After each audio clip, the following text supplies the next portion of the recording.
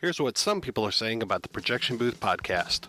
The Projection Booth is single-handedly the greatest film podcast you could ever listen to or could possibly want. Top notch. 5 stars. This has quickly become one of my favorite film-related podcasts. Always interesting. A completely unpretentious yet fully comprehensive look at films from all genres. The Projection Booth podcast, with new episodes available every week at projectionboothpodcast.com. You guys look like... What do they look like, Jimmy? Dorks. They look like a couple of dorks. Get those birds!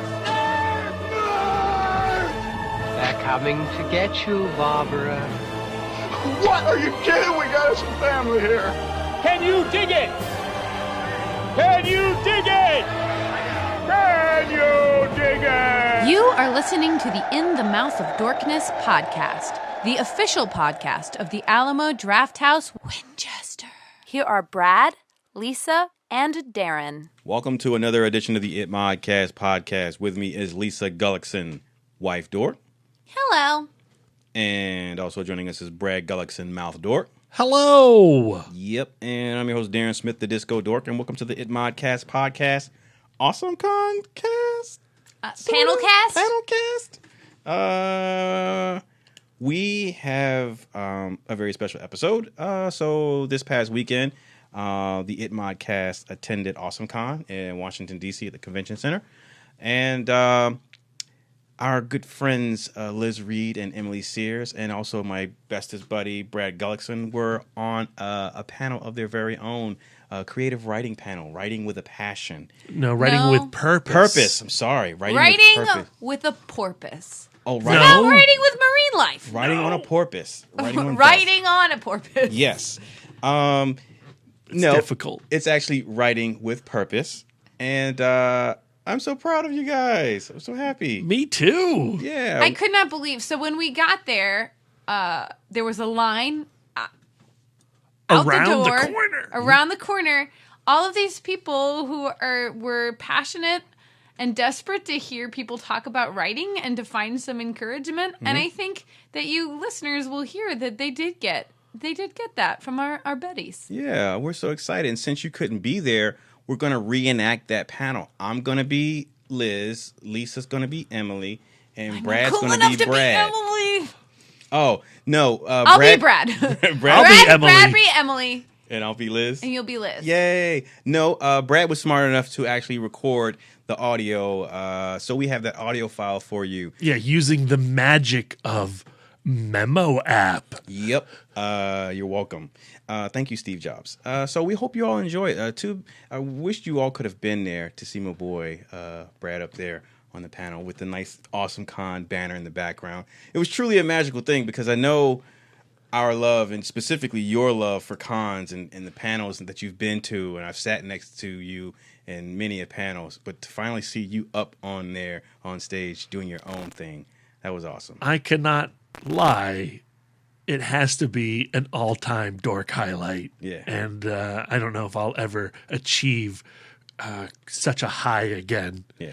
And I am deeply thankful to Liz Reed for moderating the panel, for making the panel happen. And I am thankful to Emily Sears for being as awesome as she is. Writing for Birth Movies Death and talking about her experience with that, which is awesome. Yes. And really what the purpose was for this panel is an opportunity for people who are interested in pursuing their passion to a higher level than just, blogging. That I've had a modicum of success with Film School Rejects and One Perfect Shot and Trek News, and Emily is killing it at Birth Movies Death, and of course Liz with her recently published children's book Sweet Competition knows a thing or two about the business side of things. It was so cool because she could talk about what it's like to get an agent and how to sell ideas. So you're going to hear all that, and I really hope it was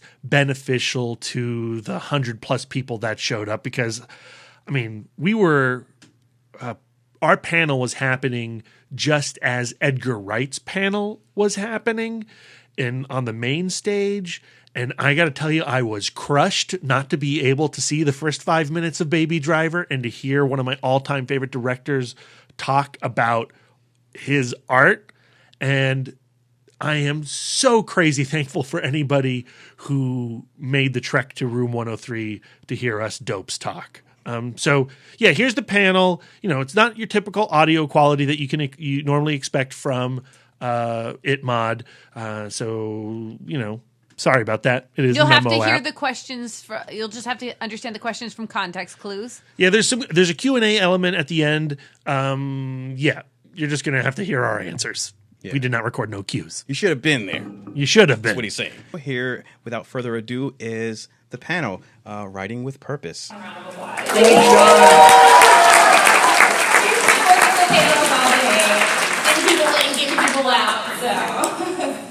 All right, awesome. Thank you so much for coming to this panel, guys.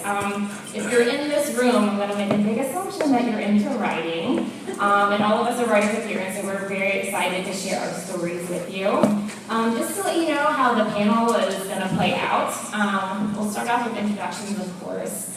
But then we'll kind of get into some of our unique backgrounds. The reason why I handpicked these two beautiful people is their stories getting into writing are so different. And I wanted to share something with you guys where there's not one route to get your writing out there. There are so many different ones, and I know even my own experience outside of theirs is different. So I hope you guys get something really great out of this.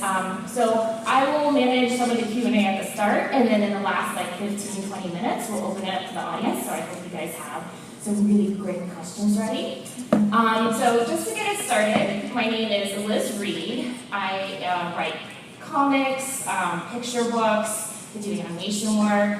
I'm part of the art duo Cuddles with my husband Jimmy Reed. My first picture book just came out last year with HarperCollins. My next was, thank you. The next was coming out next year with HarperCollins. And I've done writing for Hello Giggles, mostly comic stuff, and I've worked with Barnes & Noble Sparklife, Huffington Post, so these are the list of people. And we can just go down and get your name and who you write for as well. I'm Emily Sears. Hello, everybody. I write film editorials for birthmoviesdeath.com. They're in the Alamo Drafthouse family. I also write personal essays at my blog, emilydawnwrites.com, and I'm also working currently on a young adult novel. My name is Brad Gullickson. I'm a weekly columnist for Film School Rejects, and I co-host the In the Mouth of Dorkness podcast. Yeah! With that guy. And that lady. It is one of my favorite podcasts, so you should definitely check it out. And they talk about movies, comics, everything geek. I learned so much. Everything awesome. Yeah, so I was thinking about how do I start this panel? Because I do a lot of interviews with different types of authors, and I often ask the question how did you get into writing, or how long have you been writing? And that question is just so big and vague because I think everybody in this room can agree that I've been writing forever. When you write, you just start writing at a really young age, and it doesn't matter if you're writing short jokes like comics, that's what I do, or if you're writing novels or just reviews. I think we live in a society now where, man, even if you might disagree with me, but even if you're great on Twitter, you're a writer. Because you're doing something that's captivating, you're engaging an audience, there's an art to that. So instead of starting with the traditional question of how did you get into writing, I kind of wanted to know, before you started your career hooking up with the big guys, what were you doing before that? Were you doing anything creative outside of that? You want me to start? I'll start with you. Okay. Right? The first job I got out of high school was actually for a website called The Cabinet of Dr. Casey. It was a horror-themed website, and they were looking for reviews and interviews. And that was the first time I ever got paid. And this was late 90s, about 98, 99. And I discovered, you get paid for this. This is great. And then I squandered it. And then I went and I pursued my own writing, and I discovered that it became very, very difficult from that point forward to get paid doing writing. And I didn't realize what a special opportunity that was at the time. From there, I 10 years goes by, and my friend Matt wanted to do a blog, and I reluctantly agreed. And we started the In the Mouth of Dorkness blog. And we worked on that for 6 years before any kind of traction happened. And I started getting some work with dailygrindhouse.com and treknews.net. And then those pieces led me to Film School Rejects. Very cool. Emily? For me, it started, like you were saying, very young. Of course, it was angsty poetry, in your teenage bedroom. That's where it all started for me. And then over the years, I've had blogs pretty much everywhere that you can, on Tumblr, and I had my own website for a while way back where I was doing more like printing my poems up with images and things and trying to sell things that way, but always with writing as the basis of everything. And that's And so for me, I started a comic and was putting my webcomic on like Tumblr, and I invested in my own website and social media, and got picked up by Miller Giggles, which expanded our audience. And then I also went to conventions and put my work out there.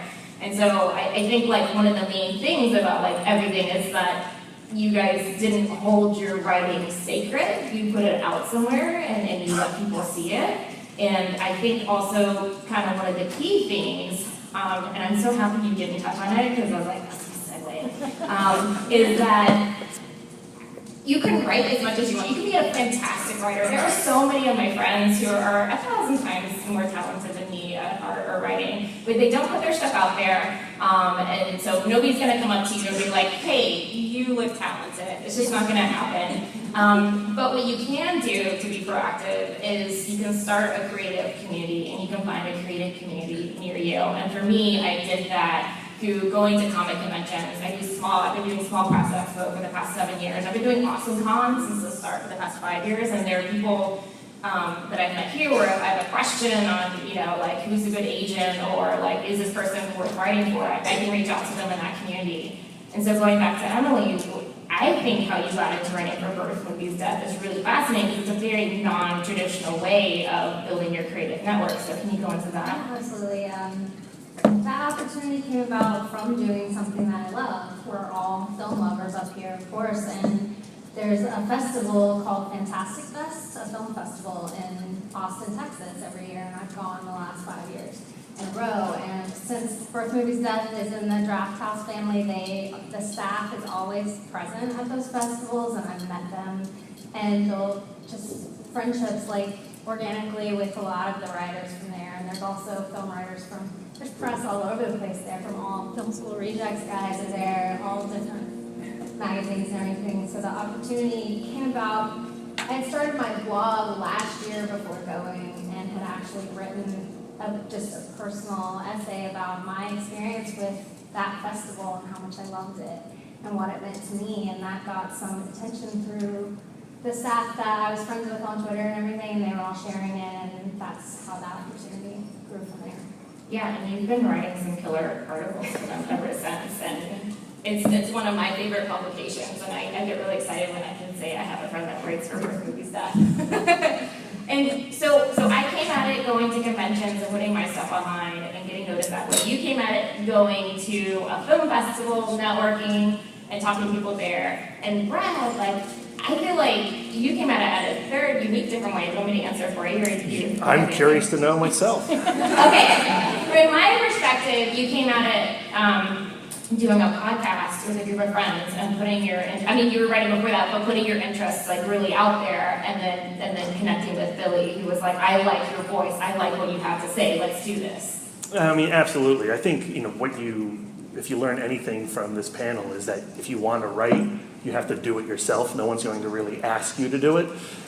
You just have to put yourself out there, and that's what all three of us did. We made our own luck. So yeah.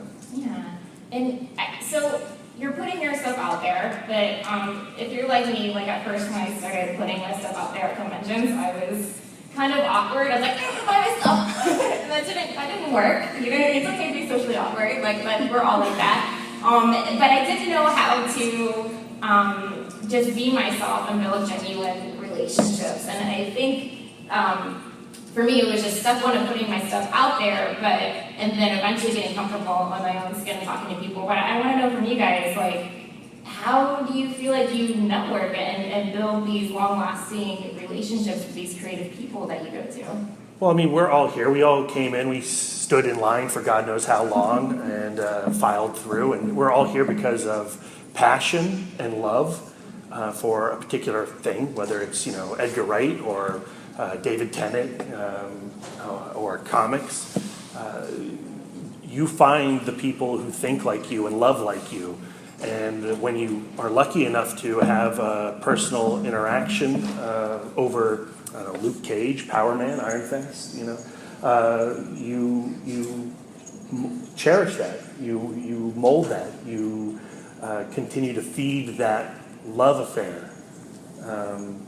And that's all I've been doing my entire life, is finding other people who love the things that I do and loving with them. Exactly. That's how we all met, actually. We joined a local film club at the Alamo DC, and that's how we all came together. And that's what Fantastic Fest is like. It's very easy to start a conversation with anyone because you've all just seen the same movies, and you're there all week, and it's like camp, and you have these similar interests. And that was another one of my blog posts about movies. Actually, it's how your love and passion for something brings you together and helps you find your tribe. Yes, I think so, absolutely. And that's how it's just organic. I think the best relationships that I've gotten through writing, even through getting my agent, I talked to other people and got their advice. I'm like, is this not good? Because you don't want to just sign up with any agent. And I think building that relationship and also and being genuinely interested in what the other person is doing. I think a lot of times you come to a convention and some people are just so excited about what they're doing, and what they're doing is really, really cool. But you just have to make sure that whoever you're talking to, that there's an exchange there. There's a mutual appreciation. I think that goes a really long way, and it makes it a two-way conversation where you do take it a step further into making a community. I wrote a note to myself on the train. I was like, it's who you know, but more importantly, it's also who knows you. That'll help you make that connection so that your writing gets noticed. And the more people that you get in contact with, the more that they'll be excited about your work and spread the love with you. Like when our picture book came out this past year, like these guys were amazing. We talked about their podcast, social media. We live in a really great time where, you don't have to pay for a publicist. I mean, you can, but, you can really do the grassroots marketing on your own, because it really comes down to marketing yourself and the writing that you're doing, no matter if it's a novel or film review or comics. That's what I was going to say. It extends to, you don't have to worry about the social awkwardness as much when you're on Twitter, say. But networking extends to that, too, just seeking out writers that you admire there, or film sites that you dream to work for, whatever. Read their stuff, find authors there that you love, and interact with them, comment on the stuff that speaks to you, and you read it, and they know your name, and you have open communication. And that goes a long way. I've seen you guys do a lot of that with getting the special guests that you get on your podcast, building your network. Well, with In the Mouth of Darkness, I mean, that's all been about networking. That's, you get an interview with Sarah Dina Smith for Buster's Small Heart, and then she connects you with, Maddie Doe for Dearest Sister, and then suddenly you're in a circular family that just, works out for you, and you end up getting more and more connection and connectivity, and it works out. Cool. So transitioning after networking, I think you guys got that. Network. Let's go into finding your voice. I think it's really important. Whether it's art or writing, to make sure that people know that it's distinctly you. I don't know if you follow Film Crit Hulk, but I know it's Film Crit Hulk when I see it. So how did you find your voice, or how do you know a distinct voice when you see it? You want to go first? Nope. Sorry. For my stuff, I'm always approaching it from a very personal perspective, and I'm trying to put my life in it, not just what I thought of something. I'm trying to connect it to, like I wrote a piece about Someone Kind of Wonderful, which is a movie I first saw when I was 10 years old. So there's no way that all of those years aren't going to somehow come through in that piece, and that's where I'm trying to put my voice in that way. And I guess you're still always kind of trying to find it, but the thing I love about Birth Movies Death specifically is I can go to that site and I know who that is that I'm reading before even looking at the byline, because they have such distinct voices there. So I think like reading other people's work too is a good way to see an example of how to do that too, so that's helpful. I mean, I don't think there's any other way to do it. I think, when I was younger, I did a lot of reading and I did a lot of imitation, and what you find out is when you imitate, you suck. You're terrible at it. You cannot be, Roger Ebert or Pauline Kael or whoever. You can only be yourself. And I think what the blog did is every day vomiting out into the internet that you eventually sculpt your own voice. And I'm still working on that. Yeah. I think one thing putting your writing out there is just the scariness of how are people going to react to it. The redheaded community got really mad at me because I made a joke about, I do food humor and cooking tips, and there was a joke on how to peel the skin off ginger, which was the food, but then I kind of scared them. So that's where the rage comes in. I know, yeah, it's just a really cute stuff. That's how we market it. But and with that, handling it, I was like, I apologized to the redhead community. It was like, I didn't make a big deal of it. And, we've had another time where our work was misinterpreted in a way and we just kind of ignored it. So I want to know from you guys, like, if you've put your work out there and gotten some, like, weird, iffy, negative feedback and how you've handled that. Because I think that's just inevitable. No matter what you're writing, you could be writing, like, how to make a pie, and somebody's going to get mad that you did it wrong. Definitely. So recently I wrote an article on Jason X, the best Friday the 13th movie, as you all know. I was really proud and excited about this Jason X article, and I had one gentleman on Twitter call me out for being snarky and coming from a sarcastic space, and I promised him that every word I wrote, I was being 100% genuine. Jason X is the best Friday the 13th film in the franchise. Thank you, sir. Thank you. Then I ended up getting validated because the writer of that film, retweeted the article and said nice things about it. And then I was like, well, I can die now.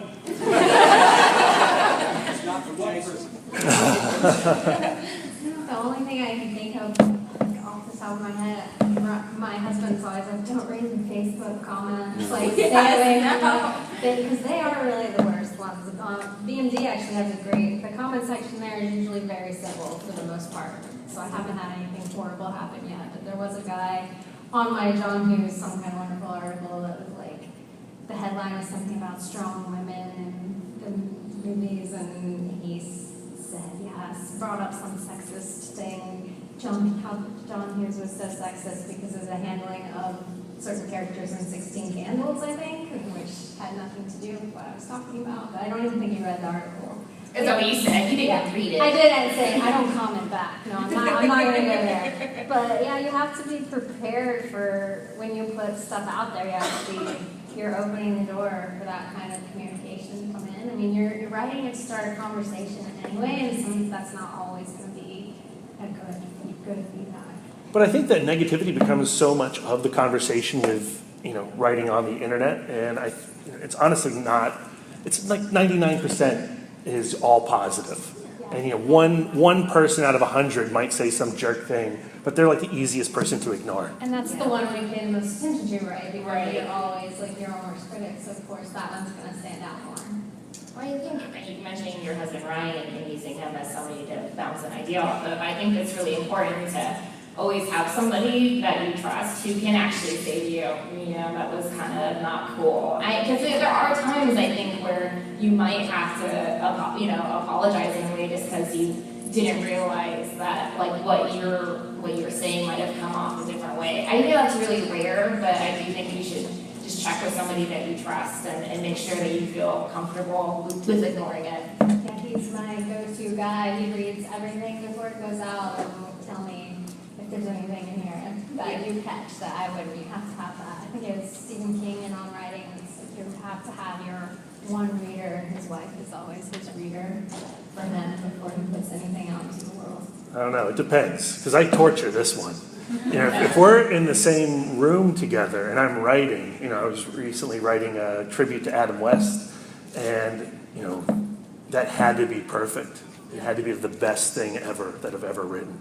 And, you know, I probably worked on it for about 4 hours, and Lisa's in the room with me while I'm working on it, and I'm just screaming paragraphs at her and asking her if they're good. And, you know, she puts up with a lot of it, and, you know, she says nothing but positive things most of the time.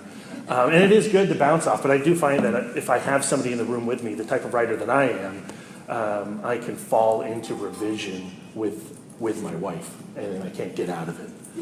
He's not allowed in the room. It's an after but they could do their own panel, like living with a writer. It's gotta be the biggest nightmare. Because it's always like, I end up in a space where this is the worst thing I've ever written. And I'll say it to him every time, like, he hears that everything I write. It's terrible, I hate it. And then, like, a day later, it's like, oh my goodness, it's better.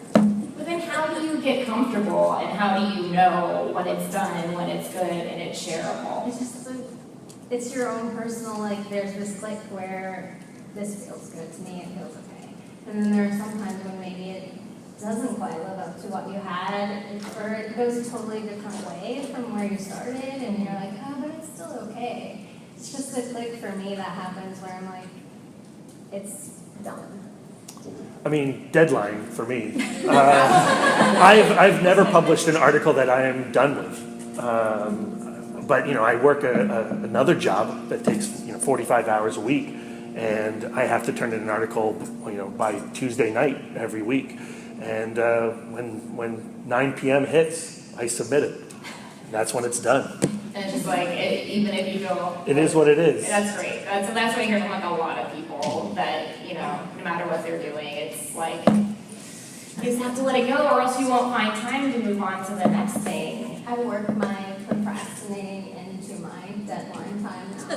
What, how? Because I am the best procrastinator in the world. So I'm like, if I pitch something, when I pitch something, I'm like, okay, I know I need this much time to do it. If I haven't already started working on it, I know I'm going to need this time to be like, this is horrible, and then build it back up. So I work that into my time. Wow. I have to, or I will never get anything submitted. Scotty, I'm writing. So before I open it up for questions, I think you guys have lots of questions. I just wanted to hear if you have anything that I didn't touch on. I mean, I would just reiterate, especially where we are in this country, there are so many communities that you can tap into. And, it's silly because they even say this because we're in one giant community right now at AwesomeCon. But find, the graphic novel book clubs near you, find the film clubs near you, and become an extrovert, even if you're an introvert. Yeah, that's the most important thing. It is you have to. I waited so long to talking myself out of putting myself out there, and you just have to do it. I mean, if you have something to say, you have a voice, put it out there, and somebody is going to be there to listen to it. And I would also add that what stopped me for so long in putting the podcast together, and it was really Darren over here who, pushed me to do it, twisted my arm, practically broke it off, because I thought I had no theme. I felt like I needed a theme, I needed some place to build off of. But because Darren just wanted to do it, we just did it, and then we found our way from there. That's this lady over here, too. You don't want to do it? She don't care. She's going to make you do it. Yeah. I stay on here. That's the great thing, though, is having that support support system and somebody that pushes you into things that you feel uncomfortable with. Yeah. And then you end up on a panel at AwesomeCon. Well, yeah, and I think that if you're sitting here and you can't think of that one person who you know is going to push you and say, "Yep, do it," you need to find that person. I mean, because it's absolutely so important. Because there are going to be days where you're just tired and you don't want to, or your like self-esteem isn't there, and you just want to give up on everything. I think that's natural, no matter who you are. That'll happen, and you really have to have like that one person or that group or that community that really believes in you. And if you think, I mean, I think all of us too, we started off at a rough space. I mean, it's not like life is bad, but I mean, like, we started off as amateurs and we practiced and we got better, and you can tell that, like, looking back on your work like 5 years later, it's like, holy cow, you forget where you came from. And so for people that feel like, oh, I'm just not there yet, you are. You're there. Just go ahead and do it. And each thing you write, you're still practicing, even if you're getting paid to write something. I mean, everything you write is going to make the next thing better and the next thing and the next thing. So we'll look back 5 years and be like, oh, I can't believe I wrote that one. And then that'll be somebody's favorite thing, and you should never put it down. That's what happens. So, awesome. Thank you guys. Well, do you have any questions for us? Oh, wow. Alright, so if you have a novel idea, but it's for characters that an already established universe, like say Doctor Who, is there like a BBC slush pile that you would write your novel and send it in? Are there any tips or anything? Because slush piles can be really, really deep. I would say that I know with our agent, and this is with art, but I think it applies to writing as well. Like, he really encouraged us to start drawing like fan art stuff, because like Noelle Stevenson, like of Nimona, like she got known for that, and she started putting like her own graphic novel on there, and like Nimona's now getting turned into a movie on top of being a best-selling graphic novel. But I think there's definitely a place for putting, I guess in a way it would be like fan fiction a little bit, putting your writing out there and then getting noticed, because I think there are a lot of people, like, I think fan fiction is wonderful, and I think there's a place for it, and it's not its own separate category, it's just as much as part of the family and the universe, because the whole thing is, like, if you submitted that to a slush pile, it's going to stay in that slush pile. You have to have somebody seeing it and having a around it. And even then, like, you can give it to an agent, and then they can, like, they have their network or their community that can push it out there. So there are ways, like, within the writing community where, like, the story where they found might be out of the slush pile, but it's really, really hard. So the odds are a little bit against you there. So in a way, you could do both. I mean, it's kind of like, I don't gamble, but I buy a lot of scratch-offs and one will win, so. Next question? Sure. Hi.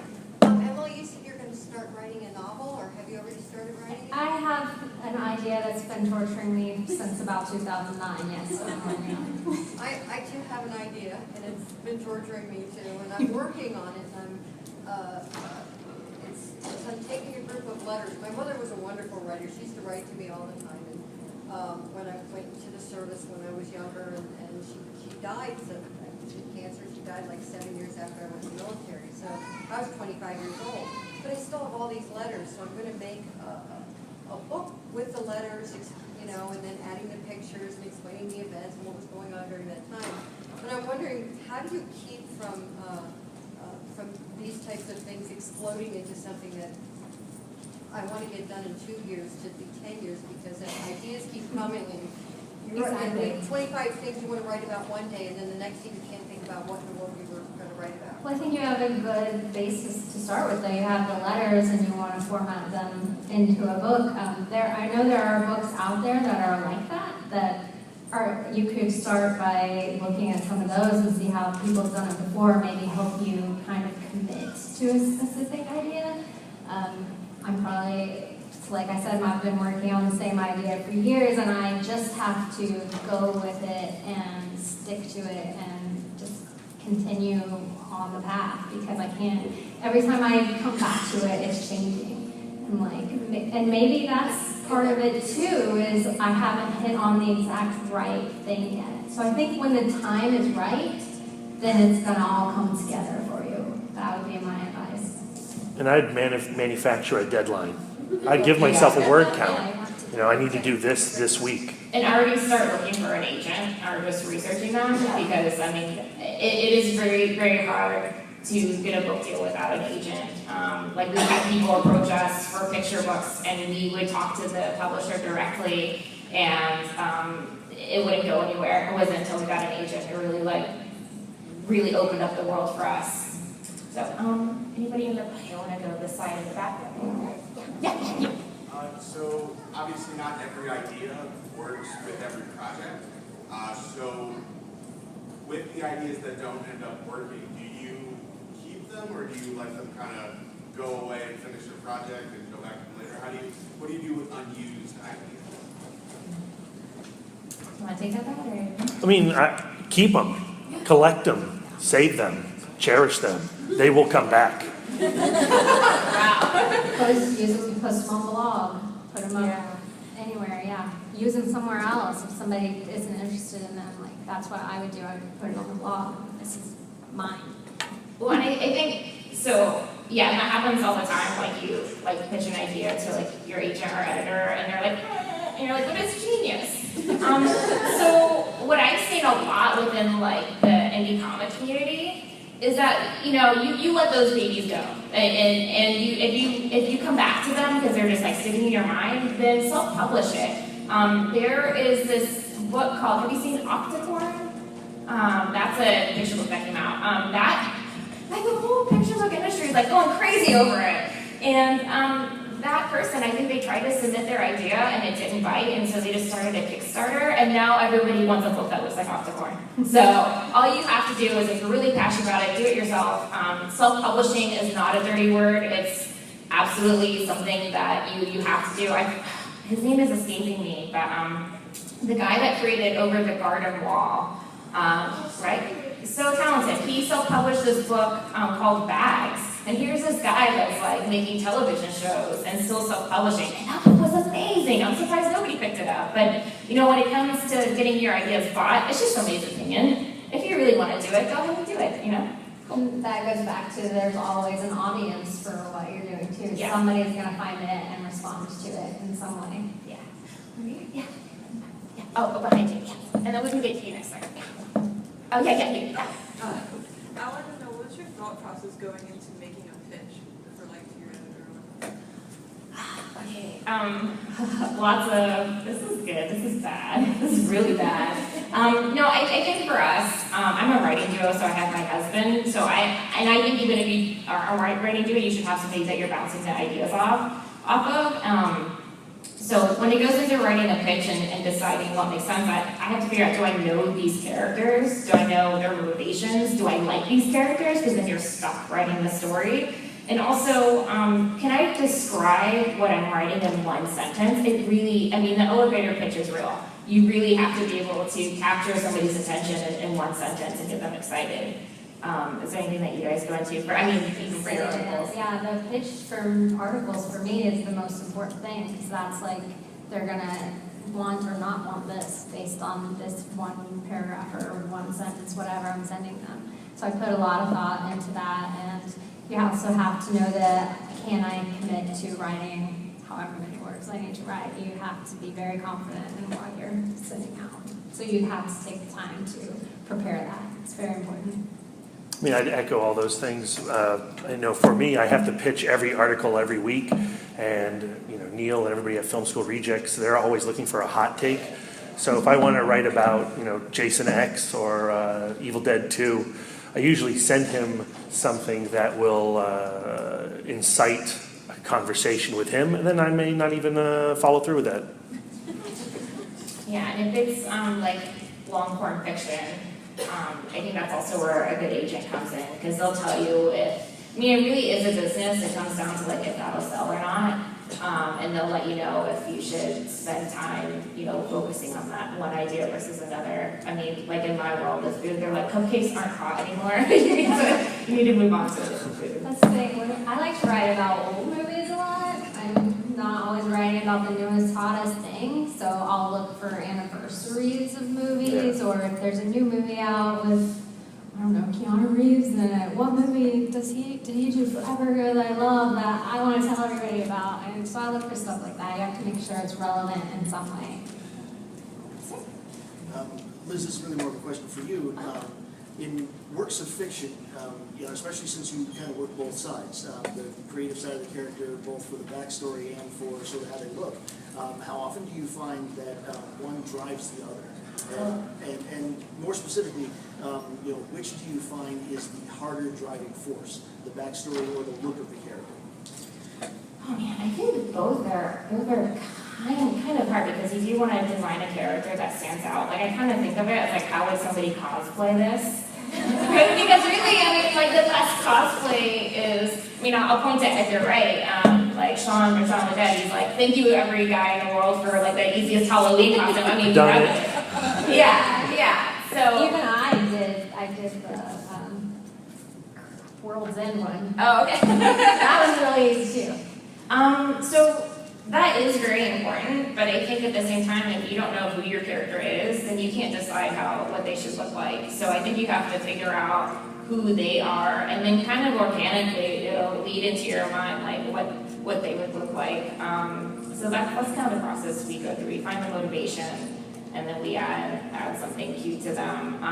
So I just wrapped on a book where the character is very creative, and so I forgot the name of the collar, but I made her look kind of, in an ice cream sort of way, kind of hipstery with like the nice, like simple little collars that. Like a Wednesday Addams thing. Kind of, yeah. So it would look like she made her own clothes, and just like really simple stuff like that. Peter Pan. Yeah. Oh, thank you. You so. Yeah. Totally. Oh, in the front. Yeah. So you obviously work in the podcast industry, as you spoke about. So, what do you think are you said you had a problem picking a theme. Right. How did you, what did you land on? How did you get over it? Well, for In the Mouth of Dorkness, there was no theme at the start. We're just going to talk about movies. We're going to talk. We started off with what we called the Week in Dork. What did you do this week? And why did you love it or why did you hate it? And it's sort of evolved into a series of episodes. We do 3 episodes a week now. We'll still do the Week in Dork every now and again, but we'll do a review cast of Wonder Woman or Pirates 5. And then we have a homework episode where one dork assigns another dork something they've never seen before. So, my buddy Brian had never seen the original King Kong, and I was like, what? No! You have to. And so we do a whole episode about why the original King Kong is essential to cinema. And then, on Fridays we do a top 5 episode. And so we just broke it up. And, again, it's still like, how did this get made, where they have a very specific theme. We've been doing it now for 3 years, and what you find is over the course of that 3 years, your audience starts to build, and they share your episodes with friends, and then those friends pick it up, and just do it. Don't whatever you're doing that week. If you're reading, rereading Game of Thrones novels in anticipation of the new season, just talk about that. Do that. Good answer, and I do like that. They cover a variety of things, and you know what you're going to get on a certain day. So that, I love their top 5s on Friday. I never thought that I would learn so much from them just going through their top 5. What's an example of one? Well, last week, with The Mummy coming out, we did a fistful of Cruise. Yeah. So we did our top 5 Tom Cruise movies, and it's amazing how much debate. On there all 5 times. It was all Night and Day, and Collateral. Yeah. Awesome. Since you sewed and helped us with Peter Pan there. I just actually have a question more about platforms, being that you're kind of all blogged at some point. Is there a platform that's maybe easier to use or more manipulative than another that kind of helps you convey not just the text, but a whole I personally favor Instagram because I think it's really visual. Sometimes for me, honestly, even if it's a friend's blog, not yours, I read everything you write, but I get overwhelmed by how much writing is there. And so if you can capture me with an image and then get me to go, want to read more from you, that's good. And also with that one, you just organically show up in somebody's feed. I think something like Tumblr is so saturated that it's really hard to get discovered. And same thing with Twitter. For me personally, like Twitter gets oversaturated. There's a lot of commercial tweet like on Twitter. I feel like it's not as user friendly anymore. Yeah. Instagram's getting that way too, but and they trick you. They're like, yeah, I just like an ad. But you guys? Well, so for Film School Rejects, they now write exclusively on WordPress. They used to be Medium. I miss Medium, but Medium was making things very difficult to make money, so we went to WordPress. My original blog was on Blogspot, and it was great. I loved it. And then now we're also using Squarespace. And honestly, of all of them, Squarespace is the easiest one for me to manipulate. I agree. Mine's on Squarespace as well. I mean, the mobile version of it is all like really simplistic and it's just the cleanest way to get yourself out there. But do you feel like you need another tool to pull people into the blog? Like, are they just going to organically find you? I primarily do use Twitter. Yeah, Twitter. To promote everything. I mean, that's where my support system is, and everyone that knows me and that I know is going to share my stuff and read it, or that's where they are. So, unfortunately, I haven't found anything better than that yet. Poison Ivy. What are your guys' actual writing processes? Do you have like a specific time of day or place in your house, or are you just magicians into the Always. I feel like when I have something to work on, if I'm not working on it in my head, then I'm writing it out. And I have to get to a certain point with a draft before I can go back and be like, my process is torture. I think it's torture. If you're a writer, everybody knows this, right? I wish I had the luxury to, work in the day. Me too. But I have a day job, and that day job is also a night job, and so I'm working all round the clock. And so from a writing standpoint, some articles get written from midnight to 3 a.m., and then I get up and go to work at 7 a.m. on my other job, and then other articles are in that prime time, 2 in the afternoon spot. Yeah. The evenings, and the weekends are definitely when I do most of my work. And some of those weekend days, it's like most of the hours are just staring at a blank screen. Hopefully something hits you. Like Daria. She's my spirit. For me, I write full time now. Cuddles is my full time gig, so I'm that weirdo that wakes up at 5 a.m. when nobody else is around, and I drink coffee. And sometimes I'll write long form stuff, or sometimes I'll just be doodling in my sketchbook. I'm a big nerd, and I read that you're most creative in the morning, so just get it done. So that's usually when my stuff happens. During the days, more like email correspondence or trying to get ready for shows like this. But before I left my job and to do this full time, it was the same thing. Like, I would work really long hours, and I would come home and I would just start writing all the time. And it kind of took over my life, but I had to go back to being a social person. So I think that if you're really passionate about it, it'll come to you. But if you're struggling to find time, you need to write every day. And I don't care if it's for 15 minutes, 30 minutes, or an hour a day. Just do something. I know some people even just write a sentence in a journal, and that counts as writing. And it does. It absolutely does. Because what it's doing is it's working out. And of course you're going to get a six-pack if you do 100 sit-ups a day, but 2 works too. You'll maybe get there, but at least you're doing something and you're thinking about working out. Yeah, definitely can't stress journaling enough. That's very helpful, and it gets your, the brain working and the ideas. Just if you're writing things down on the fly like that, it's a great way to do it. Yeah. So I think we have time for maybe one to 2 more questions, or? Okay, we'll be quick. So let me see. Right here in the stripe. So what are the critical things you look for in either getting an agent or joining a community? And then when do you know it's time to move on? From the agent or the community? For whoever it is that you're going to trust with your writing and helping you move forward, what do you have to have that person? And when do you know that it is time to move on? Okay, this is deep. We'll go fast. Do you guys want to hear more music? You. Okay, yeah. Okay, so what do I find an agent? You want somebody who's super excited about your work, that responds to you right away, and that also is genuinely going out and selling your work. I think for me, I share an agent with, I don't know if you know, like Poorly Darrell Lines, Noel Stevenson's agent, like that's all the same person. So I saw that and saw that like you have good taste in people. This is a crowd of people that I want to be with. So I think a lot of times when you're finding an agent, find out who somebody's agent is and see if like your writing style or your interests are like that, and then that person's going to be already interested in what you're doing and will know the right network of people to talk to. In terms of creative community, which you guys can tap in here, I'll say briefly and move it on to you.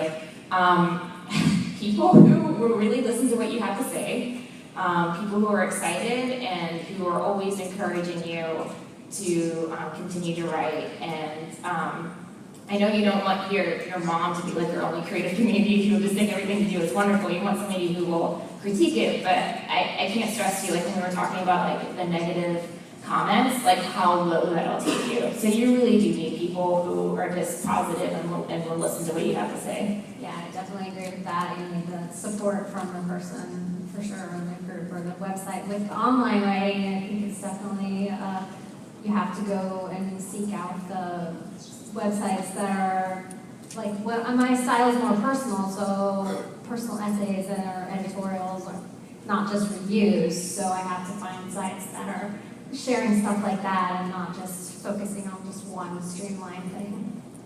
I mean, honestly, for me, it's just say yes. All right. So I agree with everything you said, but if you find somebody who's interested in what you're writing and are willing to take a chance on you, I'll do the gig.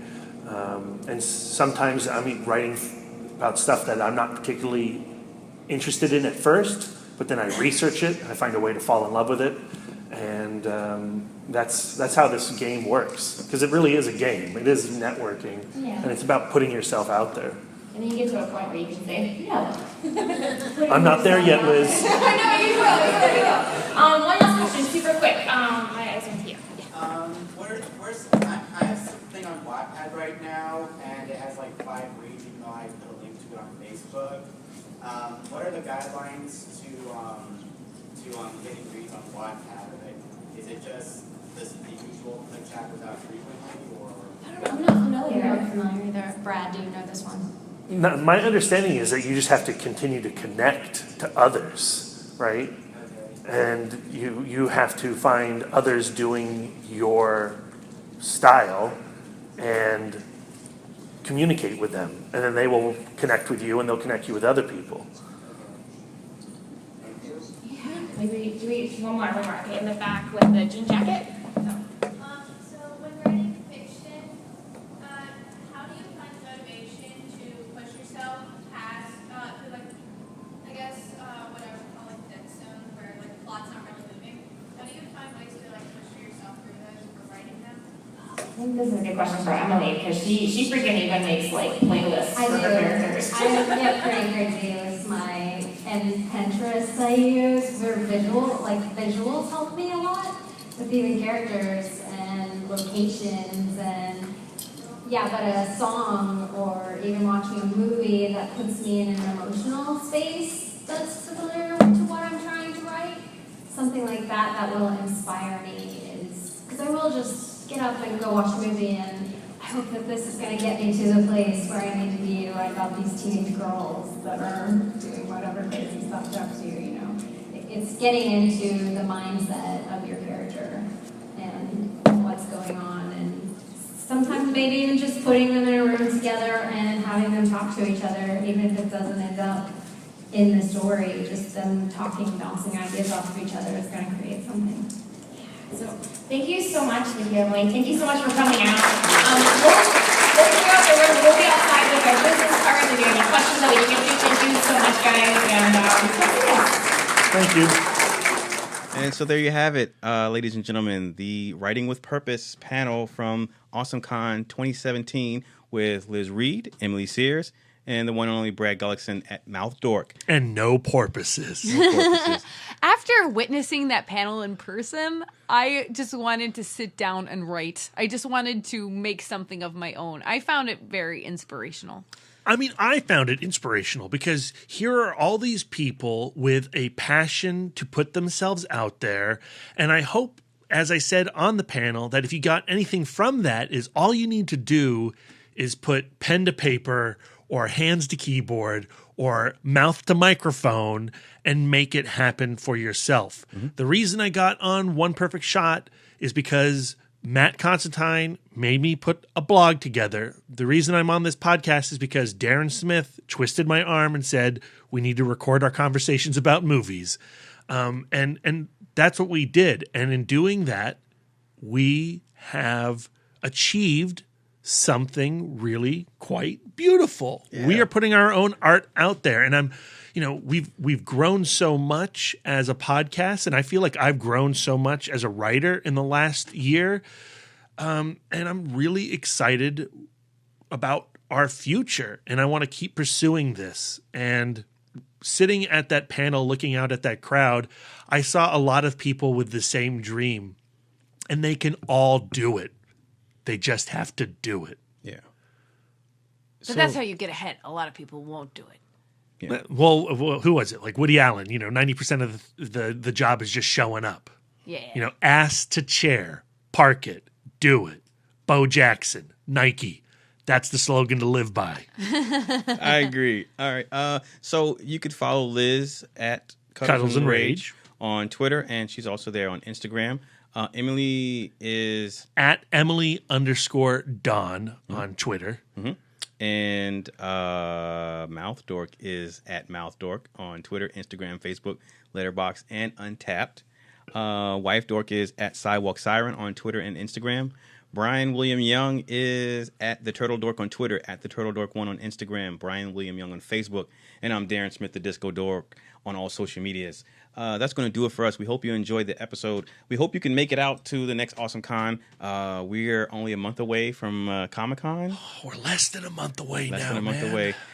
So we have, obviously, we have a bunch of content coming up regarding that. So be on the lookout for that. I hope we get to see you guys speak on some more panels in the future. Me too. Yeah.